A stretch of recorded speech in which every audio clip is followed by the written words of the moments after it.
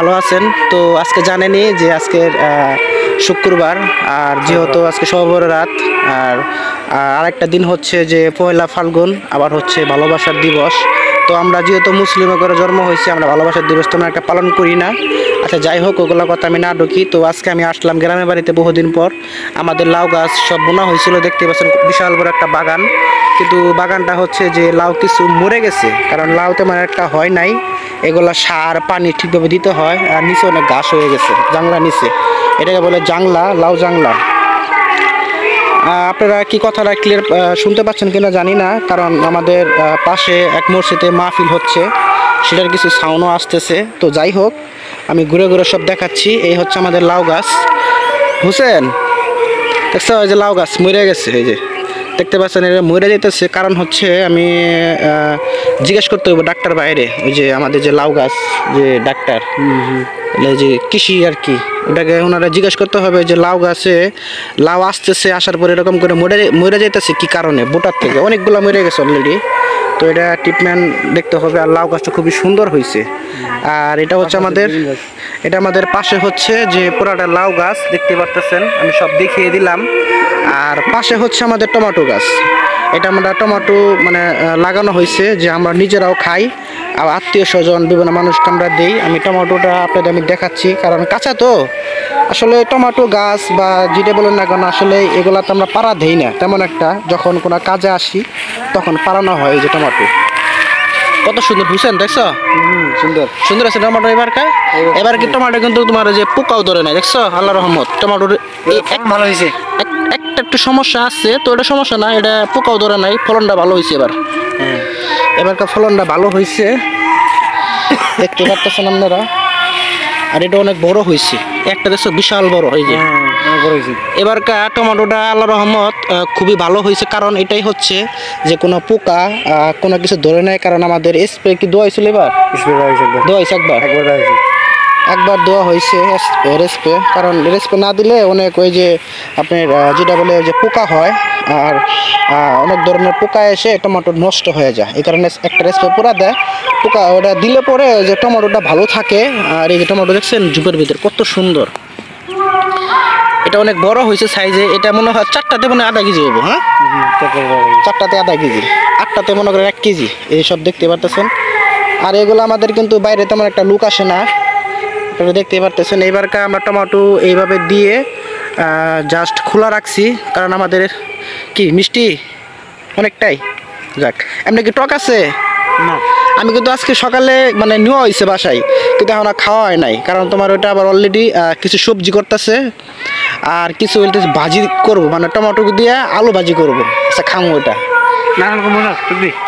যাক ভালো। এই দেখছেন পুরো টমেটোটা দেখেন একবারে লাল ভিতরে, হ্যাঁ উপর দিয়ে পুরো কাঁচা কাঁচা, কিন্তু ভিতরে পুরো লাল। টমেটোটা খেতে ভালো, রস পড়তেছে। তুমি খাও, আমি দিক দিয়ে দেখতেছি। আর আমাদের পাশে মসজিদে হচ্ছে মাহফিল। এই দেখছেন বিশাল বড় আমাদের টমেটো বাগান, না দেখলেই না। এটা আমরাও নিজেরাও খাই, আর এখানে কিছু বাচ্চারা গুড্ডু উড়াইতেছে।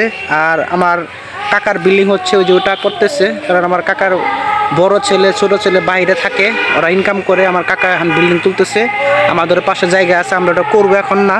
কিন্তু আমাদের হচ্ছে এখন মেন হচ্ছে লাউ গাছের বাগান, সবজির বাগান, এটা টমেটো, আর পাশে হচ্ছে ক্ষেত। আচ্ছা ধান যে এবার করা হয়েছে দেখেন আমাদের ধানের, এই যে আমরা এদিক দিয়ে ওরা যাতায়াত করে, এই যে এটা হচ্ছে ধান ক্ষেতের বাতর, মানে রাস্তা চলাফেরার জন্য একটা রাস্তা। মানে এটা কি বাতর কয় না হুসেন? লাইল। আচ্ছা ক্ষেতের লাইল বলা হয়, কারণ এটা দিয়ে মানুষ চলাফেরা করে খেতে গিয়ে খেতে নিরানো হয়। আজকে মানে নিরাইছে নাকি? নিরানো হয় নাই, এই যে পানি পাইপ দিছে যাবার, লাল পাইপ নিরাইতে হইব এবং সার দিতে হইব। আচ্ছা যাই হোক, এটা নিরাইতে হবে, সার দিতে হবে। এটা মানে তোমার ট্রিটমেন্ট আছে। ট্রিটমেন্টটা বলতে আমরা যেরকম জ্বর আসলে ডাক্তারের কাছে গিয়ে নাপা গ্যাস্ট্রিক বুড়ি খাই, এরকম ধান খেতে দিতে হয়। কারণ ধান খেতে সার না দিলে ভালো করে না নিরাইলে ফলন ভালো হয় না। তো দেখতে পাচ্ছেন আমাদের এই একটা ক্ষেত আর হচ্ছে এই একটা ক্ষেত, আর ওই যে পাশে ওটা কালো হয়ে গেছে, ওটা মোটামুটি ধানই হয়েছে। আর এই যে একটা ক্ষেত, তাহলে মোটা আমাদের কয়টা হুসেন? চারটা। হ্যাঁ, এই একটা দাঁড়াও, এই যে আমি একটা দেখাইতেছি যে পুরোটা। এটা কতটুক কাটা? 2 কাটা। এটা 2 কাটা। আর আমাদের পিছনে একটা 4 কাটা, আর এটা মনে হয় 6 কাটা। এটা অনেক বড়। এটা কত আড়াই কাঠা? হ্যাঁ আড়াই কাঠা। এটা হচ্ছে আড়াই কাঠা। এই টমেটো ক্ষেতের থেকে এই পর্যন্ত মোটামুটি আমাদের 4টা ধানের ক্ষেত হয়েছে। ধান মোটামুটি লাগানো আছে। চলো বাইরে যাই, ধান খেতে সে পারামো না, কারণ ধান খেতে পারাইলে তোমার সমস্যা। তো আসলেই অনেকজনে অনেক কমেন্ট করেন যে আসলে গ্রামের বাড়িতে গেলে একটু ভালো লাগে কি, যে আমরা আসলে যখন শহরে থাকি, শহরের আবহাওয়াটা অন্যরকম আর আমাদের গ্রামে আবহাওয়াটা অন্যরকম। আমি গ্রামে যাচ্ছি কালকে রাত্রে, তো আসার পরে অনেক কষ্ট হয়েছে, আর রাস্তাঘাটে পুরো জ্যাম ছিল যা বলার মতন না। তারপরও আমি জ্যাম ঠেলে আসতে হয়েছে, আমার ফ্যামিলিকে নিয়ে সবাইকে নিয়ে আমি আসছি। তো এগুলো আমার ওই যে হুসেন আছে, হাসেন আছে, ওরা 2 ভাই। আর আমার এখানে রাখছে গাটা পাইবেরি ফালাই দিবে এটা। কে নষ্ট হয়েছে? ও পুড়ে গেছিল মনে হয়। ওই যে একবার যে কয়লা যে সার্কিট ব্রেকার শর্ট হয়েছিল, এই যে দেখেন শর্ট হয়েছে। আমি তেমন একটা বাড়িতে আসি না, কারণ এই কারণে এগুলা আসলে সব কিছু দেখশন করে এলো হুসেনে আর হাসেন, ওরা 2 ভাই, ওরা সব দেখশন করে। এটা পুড়ে গেছিলো, আমার বলা হয়েছিল। আমি কারেন্টের কাজের লেগে তেমন একটা বাড়ি তাও হয় নাই। আমি কিন্তু ঢাকাতে কারেন্টের কাজ, গার্মেন্টস, ফ্যাক্টরি সব জায়গায় করি, কিন্তু আমার গ্রামের বাড়িতে আমি আসি না।